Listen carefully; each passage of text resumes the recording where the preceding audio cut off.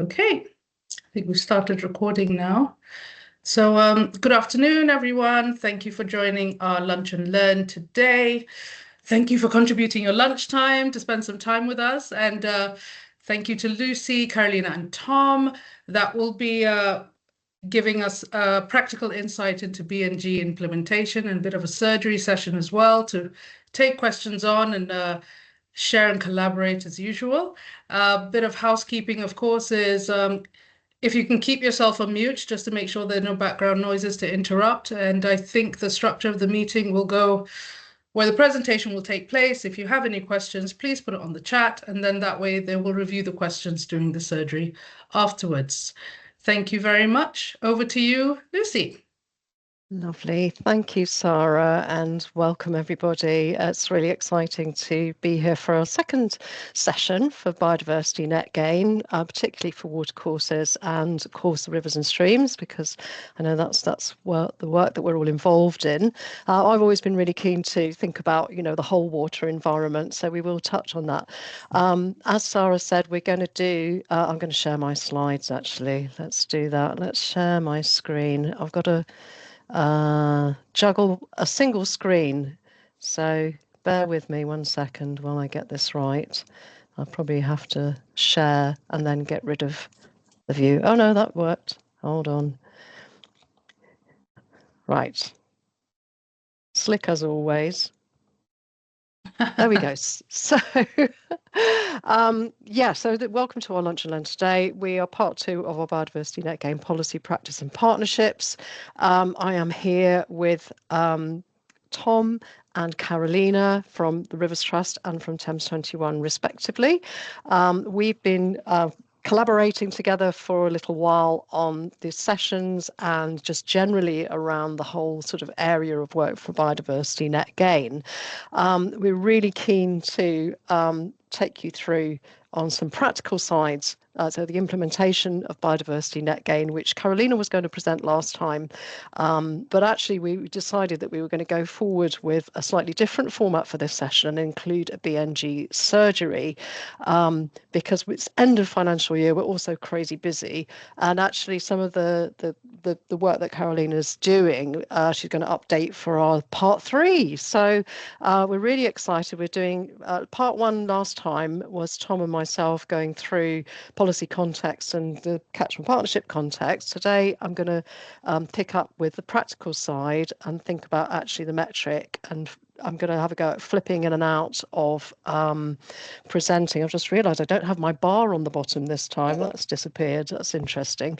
So we're going to I might have to stop sharing if I need to find tabs to change views. We'll work it out as we go, and then Tom and Carolina will be here to answer questions. So as we go through this sort of whistle-stop tour around some of the practicalities of the metric, some of the common errors that have been coming up for submissions, add your questions to the chat, and then we'll make sure we've got enough time to pick up questions this time.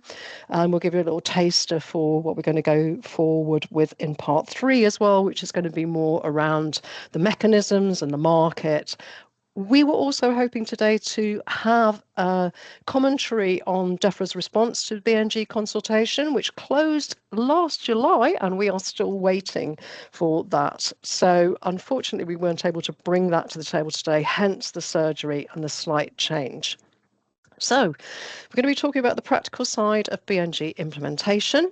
We'll talk a bit about adding information to the metrics. Some of you may be familiar with this already, others not. We're finding that, people's experience is really changing as we move forward with the metric.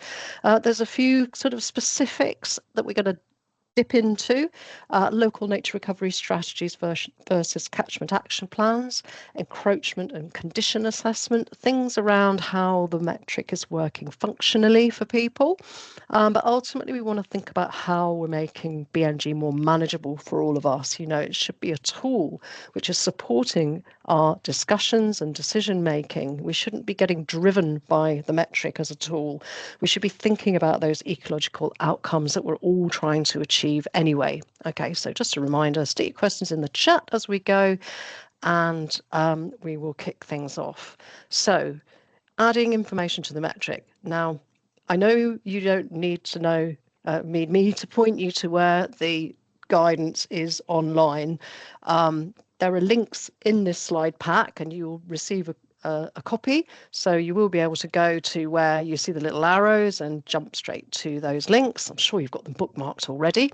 The statutory tools and guides, what I really like about all the content that DEFRA have put online is that it's not just for those of us who are working on the ground. It's for the developers who, we may be working with developers, we may be working on habitat banking, but it's also set up for the local planning authorities. So you can think around both sides of the equation. You can think, maybe you're reviewing colleagues' metric information. So you'd be thinking like a reviewer, or you're preparing your own for submission. But it's useful to think about what the reviewers will be looking at. Now, we know that the metric was last updated on last July, so do make sure that you're consistent with the version that you're using. We may well get more updates this year. Who knows? We'll see what comes with the consultation. So just keep a note of that, and you can always see what has changed. There's a record of the changes, a change log at this link as well. The thing which I really wanted to emphasize in this session was to highlight other really useful sources of information. Now, the Planning Advisory Service have set up a whole BNG library across all the BNG topics, and it is primarily directed at the local planning authorities, but it is really, really useful for anybody who's working with the metric. A lot of the training materials that I've worked on over the years, we've taken forward and we've produced a checklist for reviewers. And so I've highlighted this on here. We did the first one we did in 2023, and then we just updated it last year. That was prepared with the Planning Advisory Service and the Environment Agency. So a lot of the stuff, I'm not going to go into detail today, but please, watch the videos that you can access through these links. There are now some really handy short fact files as well, and I know they're going to be adding to those this year too. So it's really worth having a look and knowing what's out there in terms of the guidance now that will help to make things easier for troubleshooting when you want to check in on quick questions. And some older webinars there as well are linked in the library, so all really useful stuff. Consultation, we still don't know, so we will be bringing more on that as we go forward, and all of these other sources will be getting updated as well. I wanted to start by thinking about the common errors before we dive into a metric itself, because one of the first things that comes up is often around the watercourse type. So this is what's in the guidance, what we've just been looking at, the links on the previous slide. I will go in a moment to show you what it looks like as well in the actual resource online. But this is just an extract from the guidance. Which is here again, the link is here on this page. This is one of the areas which comes up as a common error. This is the tool itself. I'm sure you're familiar with what it looks like on the main menu. We're going to be focusing on this part of the metric, this lower bank of buttons that you can access different sheets in the metric in order to enter your data, starting with your baseline here under tab C1. But the point is that you have these different types of watercourses. So we've got these 5 different types. So this is one of the areas where people often just get it wrong from the start in terms of differentiating, particularly between the other rivers and streams and the ditches. So please do pay particular attention to the guidance. I'm not going to go through all of the information around that today, but if you've got questions, then you can put it in the chat. The other thing to really highlight is that, it's important to see an integration between what is coming into the linear part of the metric and the area part of the metric, which comes under the green bank of tabs. And this is where you'll be entering area-based data. And it's what a lot of the ecologists are looking at for their terrestrial habitat surveys. But of course, we've got lakes and ponds, we've got wetlands, we've got, if you're in urban settings, your SUDs, your rain gardens, and if you're near the coast, intertidal habitats as well. So we're not double counting our habitats. These area ones are being looked at in their own right. But of course, when we're looking at the linear habitats, there may be connectivity between the two. We may have ponds online. So we do need to think about how they are going to be working together across those different parts of the metric.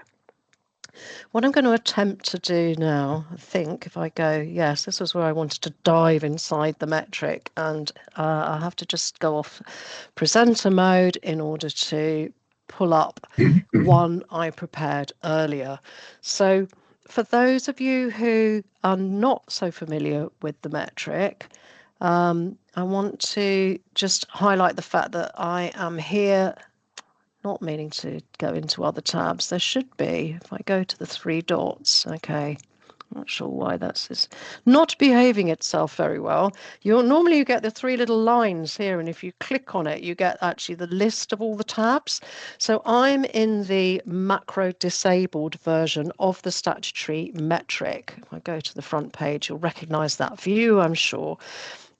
When you start, you just put your basic information in, then you have the main menu, which is the view I just showed in the slide a moment ago. Now, if you go for the macro disabled version, you can't hop around easily because the macros are not working. So you have to use your tabs at the bottom, or for a quick way of approaching the whole situation, if we go, oh, it's not behaving itself. We want to go, oh, I'll get rid of that dialog box, go to view, go to the navigation bar, then you will get your list of tabs conveniently on the right hand side. Just watch out when they pop out, which is a little bit annoying, but we can navigate around a lot more quickly if we have these tabs open here on the left rather than having to scroll all the way through on the bottom bar. So, as I said, the first thing that people often make an error on is the watercourse type. This comes under distinctiveness. The distinctiveness score is auto-populated, and it's related to what you select in this first drop-down. For people who are more familiar with the area-based metric, it's a completely different setup. You get long list. You get actually a two-tier selection. But we just have one selection option for distinctiveness for watercourses. So you have to make sure you're getting it right in this first stage. So do refer to those fact files and the guidance to get the definition right. It can be really tricky to differentiate, especially if you're working on the chalk streams and you've got very heavily modified channels. They can look very ditch-like, and it will make a difference because the multiplier for distinctiveness will be changing to a much lower number if you're on a ditch. So it is all about the numbers, but it's a tool that's going to help us to then proceed. There's a lot more detail in determining condition for other rivers and streams, and also for the priority river habitat. So those of you who are familiar with the river condition assessment will know that that's a much more involved assessment than it is for some of the other habitat types. Again, I'm not going to go into that in too much detail now. What I do want to quickly highlight while I've got my tab option open here is the guidance that's provided. Here's our statutory biodiversity metric tools and guides. Here is the link to the user guide, should you need it. If you scroll down again, we've got our metric condition assessments, which is a spreadsheet. I've got it open in the tab here. It's very helpful. It has instructions to start with, and it takes you through choosing the correct condition sheet, and a tab there which is about selecting the condition sheet. Now if you scroll down, you get to your rivers and streams eventually, your watercourses, and you do have a tab that's linked here for ditches, but surprise, surprise, for the watercourses, river condition assessment required, it says there's no link to the sheet. Now, we've got the three lines appearing on this one. I can assure you that there is a link, and there is a sheet, but you have to scroll all the way down to tab 26, and if you click on there, that will take you to your condition and encroaching reporting sheet for rivers and streams. Those of you, again, who've done river condition assessment training will recognise this. Comes with the training, but for anybody, it's available there, and it will provide you with all of the different, the breakdown of the different indices, a place to put in the value, running on the negatives and the positives there, the green being positives, the red being negative, and some justification for why that value has been achieved for the baseline. So it's a baseline reporting, and then you can put in text relating to how you're going to improve that score. And the same for encroachment.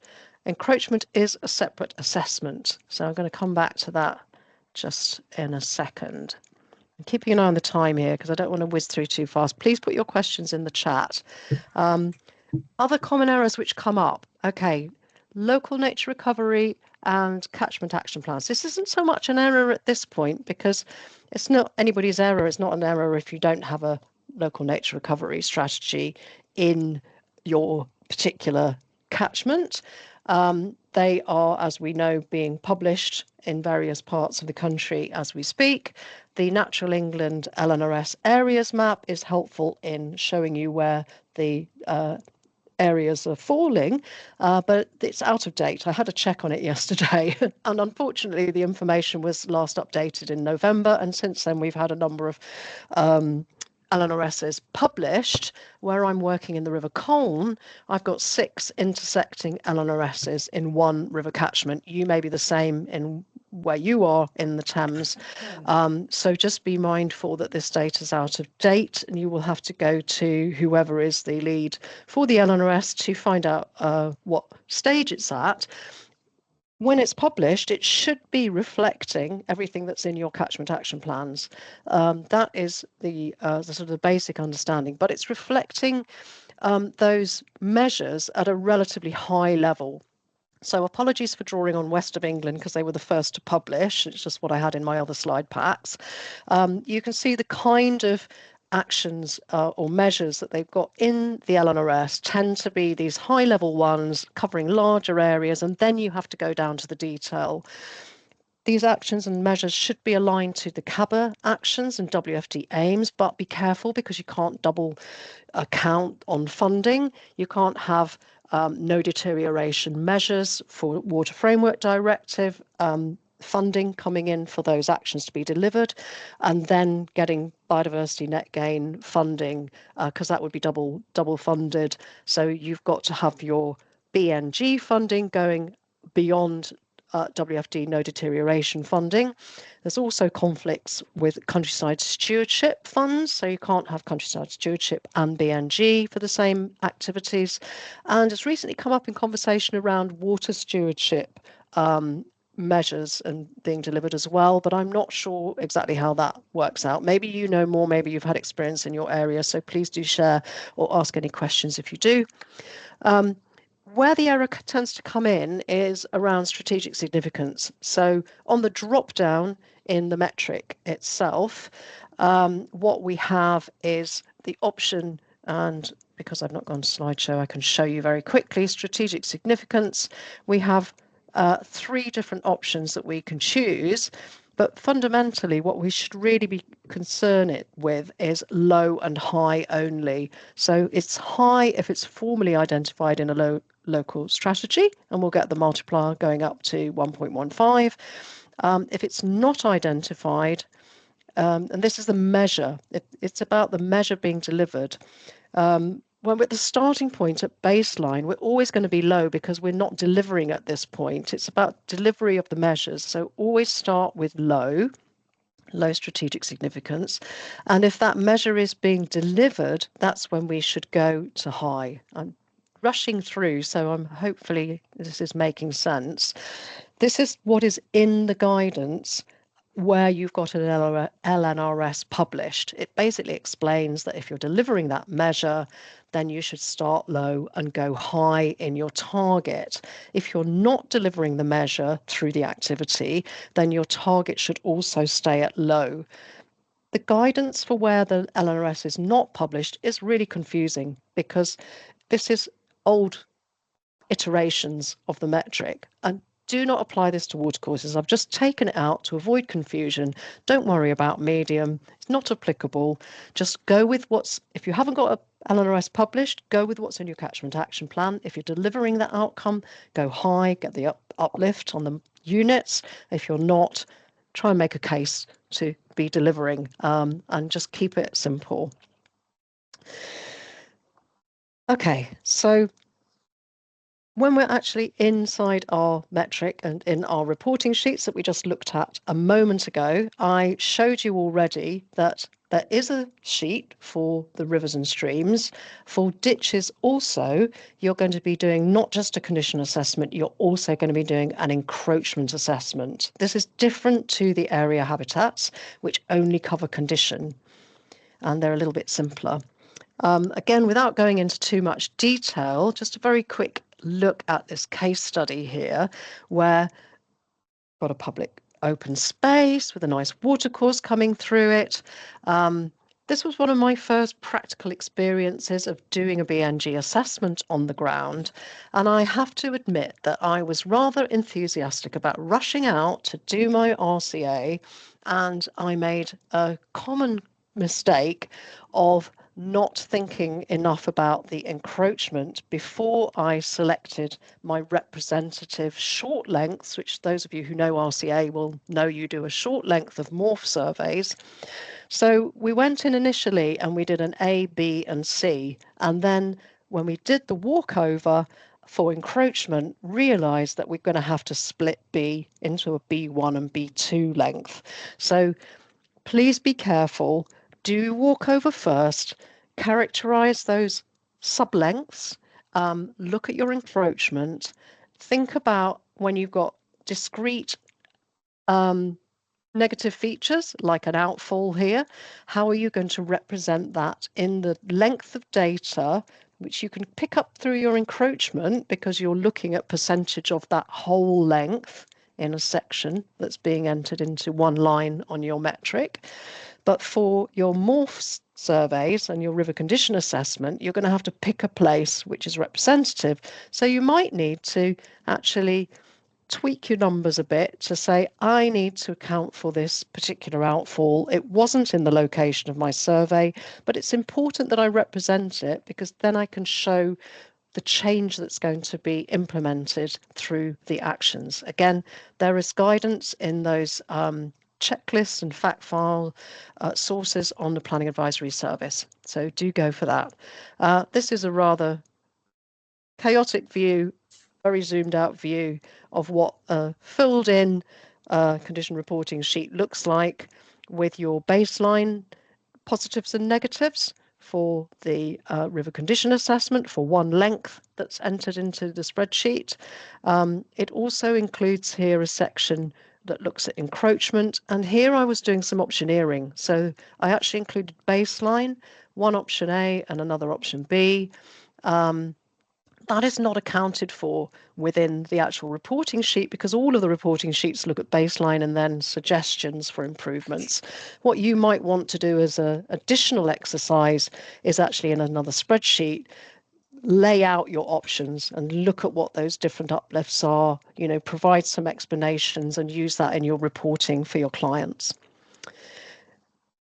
The last common error, which I really wanted to squeeze in before the end of my section, is about enhancement and creation. It goes against what we intuitively think about what creating habitats is. For the biodiversity metric, we have to consider how the multipliers work. So creation for BNG is always going to be something which is engineered. So it's something where there is a scheme, infrastructure, something that's happening that is going to be an engineered outcome. Habitats are not going to be enhanced, and the multiplier, the discount, is harder, so the numbers of units are reduced. If you're enhancing, it's a positive, you're going to be doing something natural, put it in under enhancement. Even if you think you're creating new habitats, even if you're creating a secondary channel, If it's a positive benefit to the habitats, it goes as enhancement. If it's something which is a bypass, engineered channel, an offtake for a facility or anything like that, it's considered a negative, and you put it in as a different discount. What we're aiming to do is thinking about how to make BNG manageable. Ultimately, the metric is a tool for decision making. We want to see the tool helping us to create those ecological improvements that we're all keen to do anyway. I'm going to pause there for now, and I'm going to throw things open back to everybody, stop sharing, and see if we've got any questions in the chat. Sorry if that was a bit rushed. Everybody is stunned into silence. We've got no questions. Okay, I'm going to invite everybody to come off onto your cameras if you like. And how is this landing for you? Is this something which is helpful? Is it not helpful? How is it going? Are you working on some BNG in your patch? How's it going? Hit me with it. Yeah, that's definitely a question to everyone. I wonder how many people are actually working with BNG in their patch. Thank you, Lucy, no problem. And if so, how have you found it so far? Has Lucy mentioned anything that you can relate to or any bottlenecks that you may have faced? The forms look rather intimidating, and I wonder how easy it is to use. Is a lot of it free text or drop-down menus? It is, yes. There's a combination of drop-down menus, and then there's also free text that you can add. But anything that's linked to a value, which goes into the metric calculation, is going to be coming with a drop-down because it needs to be standardized and it needs to fit into a range of values that can be then assigned to the numeric value for the calculation. There is also a section for explanatory text. It's not a very big box, so I would always say that it's good to use those free text entry spaces to flag whatever other reporting you've got as well. We've got a hand. Karen, do you want to ask away? Yeah, I was just going to say, Lucy, that's been really helpful. I do deal with metrics on a daily basis, less so with the water course. So that extra information on how to use the LNRS, that was really helpful. I have one question concerning the LNRS. So I work with registered habitat banks, and we have some that were registered before the LNRS was published. What is your view on going back and changing any of the information in there? We have tried to make one amendment to the register, and it's completely thrown Natural England at the moment, and they don't know how to do it. So I'm avoiding doing that, but I'm just wondering what your viewpoint is on aligning existing metrics for sites when the LNRS has been published. So did you work with the previous version of the metric tool as well? So it was the statutory metric, but it was before the LNRS was published. So we try to either use high-low, not the ecologically in a good place, but not in the strategy. And I don't think any of our sites at the moment would need huge changes. But it is something I see a lot coming in on developers' metrics. Do you think I should be questioning that? I mean, it's not really my place to do that, but I do see it come in quite frequently. Yeah, I mean, there was a lot of discussion around strategic significance because of, what were the implications for incentivizing or disincentivizing the developers to do, the right thing ecologically, or, are they going to start kicking off and pushing back against the metric, in its entirety? I've had less experience of working with the broad habitats, the area habitats, much more around the linear and the water courses. And Environment Agency have always been really clear that they were keen to follow, this approach even when the LNRSs were not published. I think if you've gone through that change, I mean, it's such a new area of work. The tools are really about the discussions and what are the opportunities. And really, I always say it's very good to step back from the numbers as well and think, actually, what are we trying to achieve here in terms of our ecological outcomes? And from sitting in on training that was being developed and delivered by DEFRA as well, what was really heartening was that they were also saying, the main thing is about the ecology and the ecological outcomes. This should always be our fallback position, that whatever the numbers say, we should question that and use a professional judgment, etc., etc. And hearing that from, the DEFRA camp just made me think, well, that's brilliant. I mean, I hope they stand by all of this in everything, as much as possible. But I feel it gave me the confidence to kind of carry on with that line. And ultimately, I think the answer does lie with having the conversations with Natural England and your LPA as well, because they're going to be the decision maker and the regulator, sort of working more locally. And together, it should be a consensus towards what the best ecological outcome can be for that site. But, obviously, sometimes you do get pushback. So it's trying to find that happy medium. I hope that's been helpful. Yeah, no, it's just really nice getting other people's kind of views on some of these things that you think you're alone in discussing. So, exactly. And so some of this comes from the training that I do through SIEM, and it's it's 6 hours of training basically with more practical experience of actually filling in the metrics. So I've just kind of grabbed a couple of key things out of that, and we get lots of mainly ecologists who are new to watercourses, so not alone in that. Lots of people's experiences coming from the other habitats. And what role are you in, Karen, if I can ask? Sorry.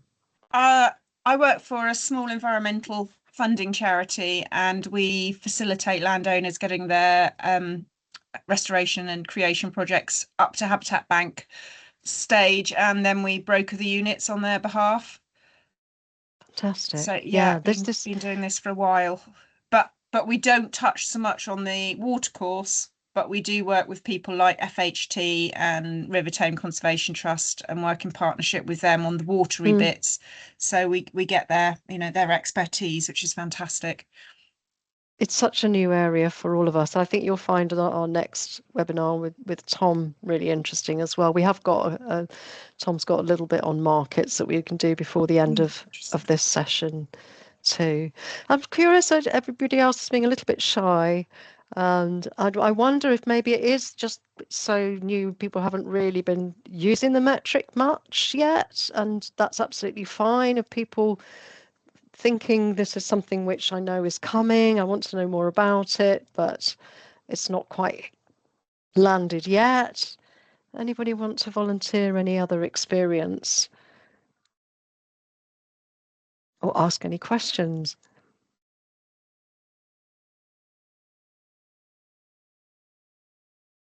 I think maybe on that section, yeah.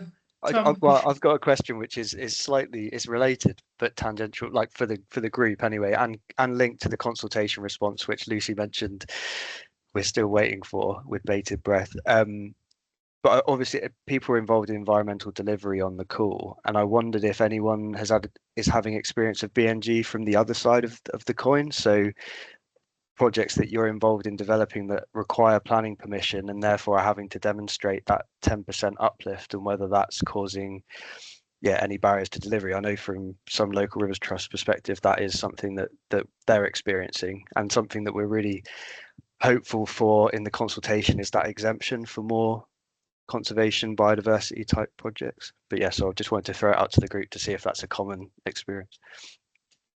Thanks, Tom. Paul? I see we've got a hand from Paul there. Hello.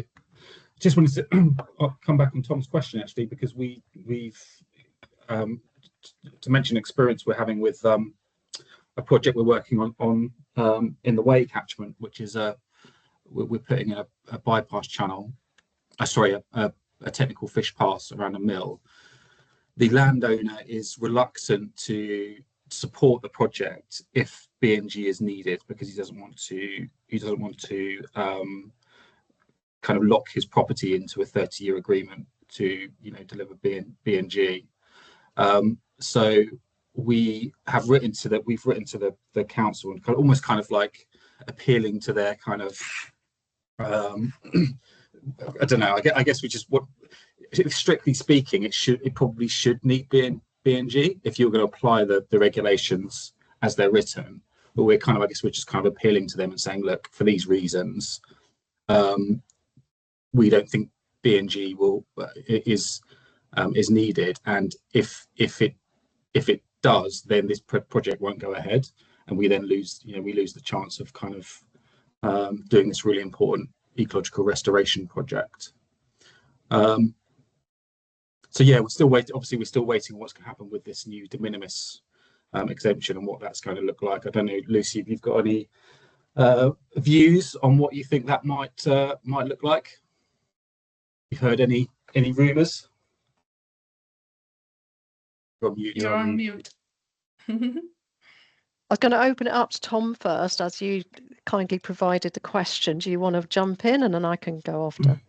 Yes, it's all speculation at the moment, isn't it? We don't know what's going to go into that. All of the kind of the noises that we're hearing is it's going to be that 0.2 hectare exemption, which in some ways could provide a solution to some of our issues in terms of environmental delivery, but in the same breath, it could see a huge swathe of that demand and opportunity for environmental delivery as well. So I think around 50-ish% of allocations on the register for small developments that could be exempt through this new exemption. So we could see like a fundamental change in how the market is functioning if that comes in. But then also understanding that it could solve some of the problems. That's why I think the exemption for biodiversity focused projects or environmentally focused projects is the better of the fixes, but we could end up in a scenario where they both get taken forward. I think but that's guesswork. That's really helpful, Tom. Thanks. Did you want to come back on that, Paul, or anything? No.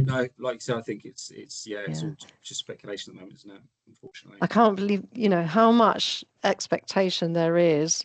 That's got to be one of the biggest things that people are kind of sitting on the edge of their seats waiting to find out about. Because we know that last year's updates in July 25, they did make some changes on when there were technical fish passes being implemented. So it means that if you've got like a weir structure there, which comes in for encroachment as being high encroachment, then you can drop that down to, I think it's low, drop it to minimum. So that's something, but it doesn't eradicate the need for BNG at all, obviously. I guess the thing that I've been trying to always emphasize in my training is that it shouldn't feel too onerous. Even if you've got to do BNG off-site, is there a way of making it attractive to the developer?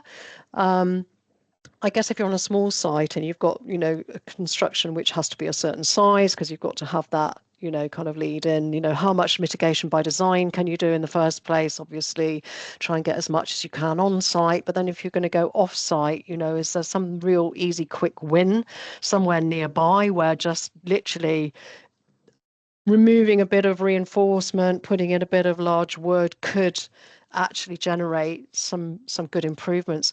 Carolina, I know you've been involved in actually practically looking at improvements on the ground, and what would you say in terms of like really low cost potential for achieving units with low cost interventions? Yeah, the river condition assessment will actually tell you how close to the threshold you are for a site, or if you're close to the next condition up, you could potentially remove some towboarding from the river banks, or improve the banks to reduce encroachment, or even divert footpath, for example. So you could install large woods and all sorts of kind of nature-based solutions to try and gain some of these quick wins on site, especially in very urbanized areas where encroachment is all over the place. So it's kind of easy to find these solutions. But yeah, it really depends on where your threshold is to kind of uplift your condition, I think. Are you working in the catchment pool? Are you part of the Rivers Trust and Catchment Partnership? So a lot of the time when we're doing trainings and it's the consultants that are there and they don't know the catchments, I'm saying, look, go and talk to the catchment partnerships, talk to the catchment host, talk to the Rivers Trust, because they're the ones who will know potentially where there are quick wins close to your site. And I guess it could be a bit theoretical saying, oh yeah, it's easy to get off site quick win solutions, because it depends so much where you are in the catchment. But if you have got something in a water body that would just, kind of, as Carolina says, it may be that it's close to the threshold, it doesn't need that much doing to it.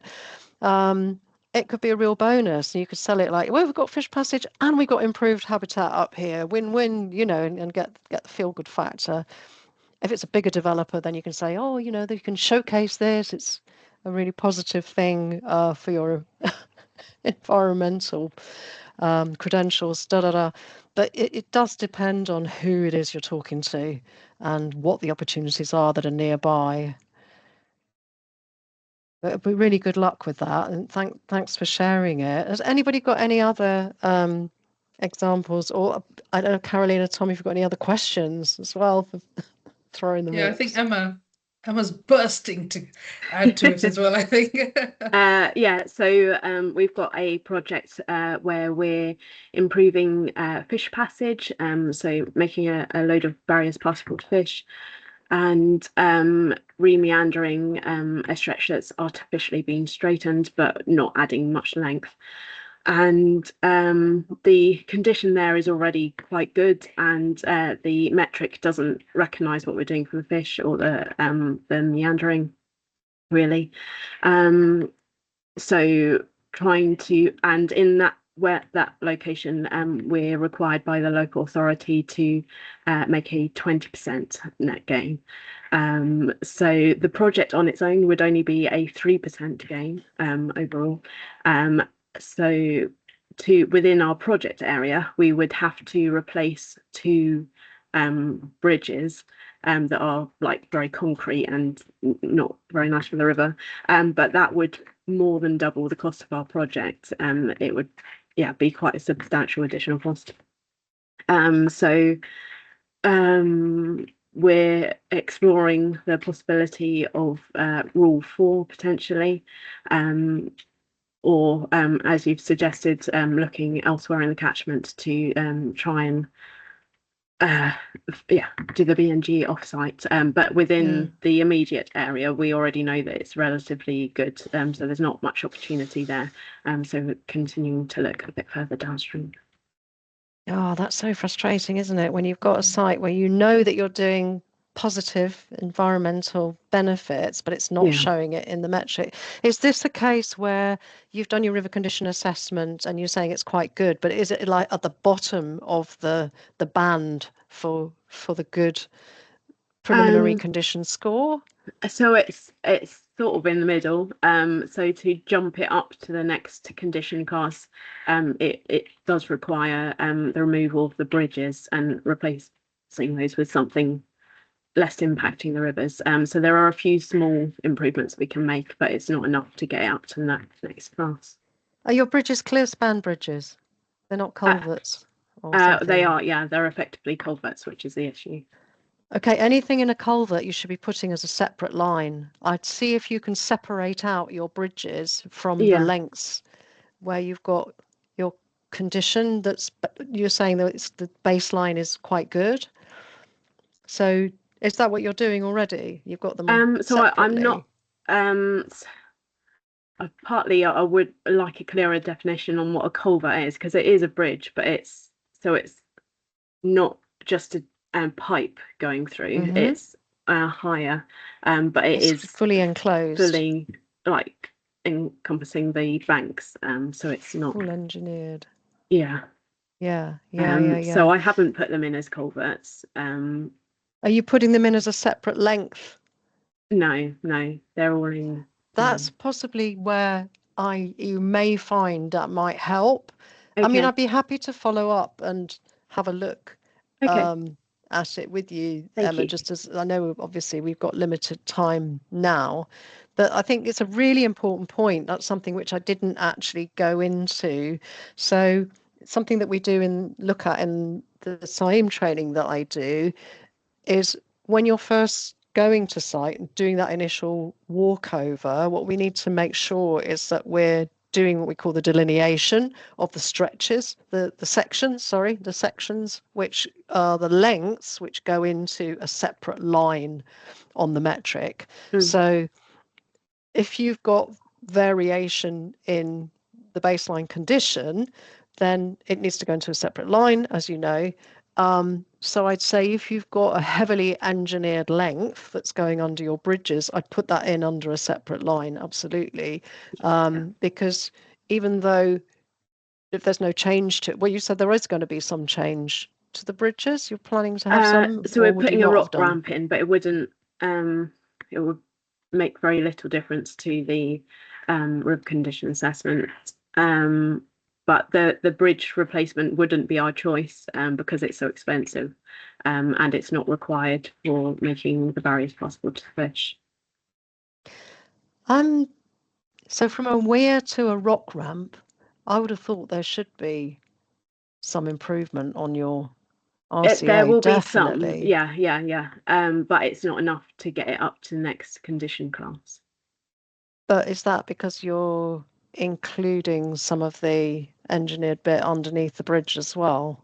Sorry, we're going into a bit of the detail now. So I think, I'd be more than happy to, talk through, because these are the real nuances around we shouldn't be having our ecological objectives limited by what the numbers are telling us from the calculations. And I think that's where there are nuances in how you use the tool. This is where case studies are going to be so useful, which we're really short of at the moment, to show how we can get the best out of the tool to make sure that we get that, we can really reflect the benefits that we're delivering on site. Because again, you mentioned remeandering, that should give you the extra length, that should help a bit. If you are enhancing that diversity of the sinuosity, it should be helping your diversity of habitats. From a weir to a rock ramp, that should definitely be going in the right direction. There's all these things which should be cumulatively adding up. The encroachment impact should be changing. So, but it's how it works in practice until we really see how we can break it down and get as much as we can out of that site on site first of all. Then hopefully it doesn't leave you with that feeling of like, I've done everything I can and it's still not giving me 10%, or anywhere near 10%. Then that's the thing where it gets interesting, and how the tool should be serving us, not frustrating us. Yeah. Thank you. I'm a bit conscious of time. Wants to add. Yeah. Okay. Yeah. So I don't know if you want to. Sorry. Let's move it on to, oh, I've just got the weird thing open up there. I'm going to go back to my slide share, and I'm going to come back to, if I can get this right, our slide pack. Ooh, rid of the pictures.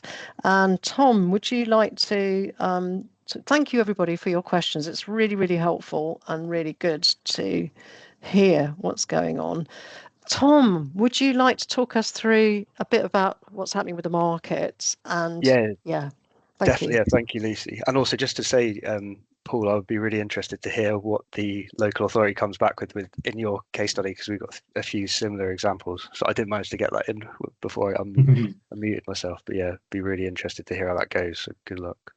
Yeah. I'll let you know. And we managed to. I say we managed to. We did talk to the ecologist that was working on the project as well, and they've said themselves in their report that they don't think BNG should apply. So hopefully that's a strong enough argument to sway the local authority. But yeah, I'll let you know. Yeah, I'd be really interested. Thank you. Sorry for a slight digression there. But yeah, so I was meant to be talking about the market. So when we spoke, I don't know how many people were at the lunch and learn that we ran last year. This is an update on that slide. So when we initially spoke, there were 158 registered habitat banks. So in the last few months, there's been a good growth in those registered sites. That's looking at those, how many biodiversity units is captured in that. It's around 28,000 area units. Quite interestingly, the supply is concentrated within just a few kind of habitat types primarily. So like 84% of that available supply in terms of area habitats is other neutral grassland, mixed scrub, or lowland meadows. But that is also reflected in the allocations. So 60% of the actual allocations is for other neutral grasslands. So supply and demand is kind of showing there. But it what it does show us is that the market's still very supply led. There's a lot of units available. If you look at those allocations, which is what we've got in the brackets, so like 6% of the area units, 2% of the hedgerows, 7.5 of the watercourse units. But for us as the Rivers Trust and catchment partnerships, we're interested in the watercourse elements, as Lucy had mentioned earlier. So we sort of did the analysis of how many of those habitat banks have watercourse units available, and it's currently 43.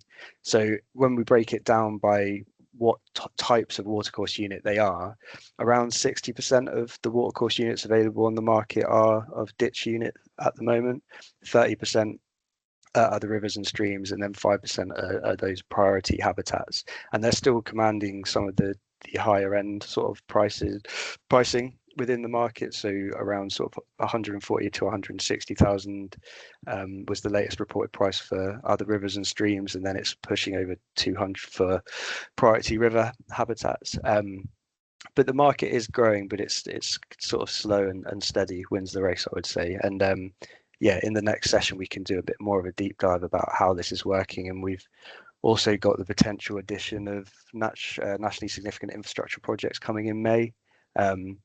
Just to bring the consultation back in. We're waiting to hear what the consultation was going to be on NSIPs, to show how that might change or might affect the potential opportunities there. But yeah, that's kind of one thing I wanted to mention. But thanks, Lucy.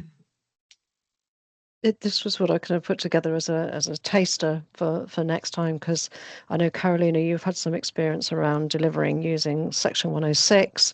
I'm sure lots of people are interested in how things are working around conservation covenants. Tom, it'd be brilliant if you can come back and talk to us a bit more about habitat banks as well. And I think, you know, this sort of understanding the difference between responsible bodies and SPVs, the special purpose vehicles, sorry for the acronym, will be something which would be really helpful perhaps as well. But again, if people have got specific questions on things that are coming up for them around BNG, then, you know, it'd be nice to kind of keep this dialogue open, if that's a possibility.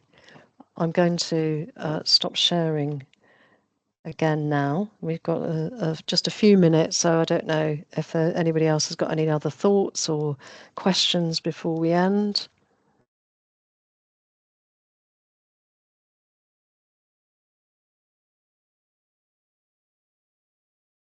I think BNG is quite overwhelming. It's quite interesting to hear that some landowners are also a bit hesitant. I wonder if it's a question of more education and community involvement, or speaking to the BNG authors to sort of partake in further conversations to lift that fear off of, you know, people who might be a little bit reluctant. The reporting also issue is, I think it's huge. It's a key thing. You're trying to do the right thing by BNG, but yet BNG seems to be letting you down a bit in terms of the reporting structure. So that's definitely something I think that should be incorporated in maybe part 3, maybe, I don't know, but these little notes I'm just making. Lucy wants to say something. Okay, Lucy. Hello. Thank you. That's been really interesting. I was just I don't use metric myself, but I work with Emma and do quite a lot of work around BNG. And one of the just what you were saying exactly there, Sarah, is that we actually are finding that the other issue is that putting river, ditch, whatever BNG into action is really difficult, because it's quite easy for us to cost up how much it's going to be to manage an area of land in a certain way to reach a certain target. But when it comes to river, there's a lot more unknowns. So in river channels, it can be much more complicated, obviously a lot more expensive. There's a lot more out of control of the landowner in relation to upstream behaviours. So I think there's a risk, both financially and from a liability point of view, that is putting off quite a few landowners that we've been talking to, but we are gently encouraging. That's really, really good feedback to hear as well. I think this is very common, especially for the majority of ecologists that are getting involved in BNG are coming from a terrestrial habitat background, and they don't really have that sort of understanding and confidence in what's happening with river restoration. So at the River Restoration Centre conference last year, we did a workshop on BNG for dynamic systems. And as an output from that, we've just, with River Restoration Centre, produced some output that's specifically around BNG for rivers as dynamic systems. So we can share a link to that, actually, because that might help a little bit.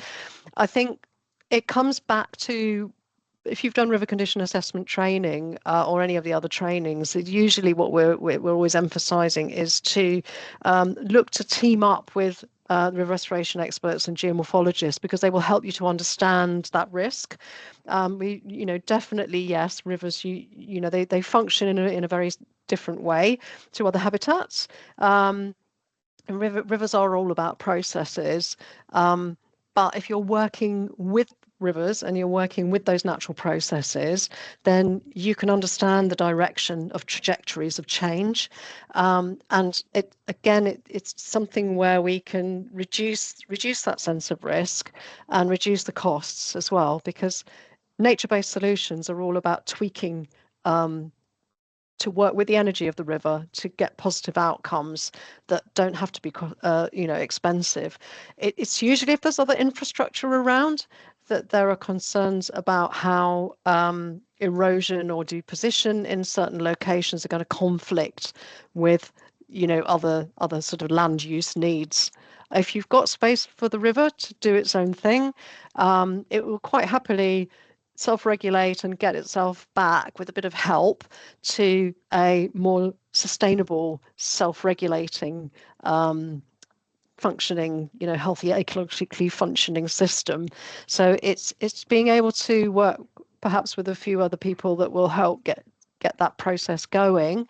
That we hope in time we'll get back to something which feels less risky. Okay. Great. Thank you very much, everyone. Some people are dropping off at other calls, but thank you very much. Feel free to stay if you want to discuss any further, of course. I'll just stop the recording to officially say that we've finished with this session and looking forward to the next one. Thank you very much. I'll still hang around if people wish to discuss any further. Thank you very much. That was really interesting. Thank you for your questions. And yeah, do keep in touch.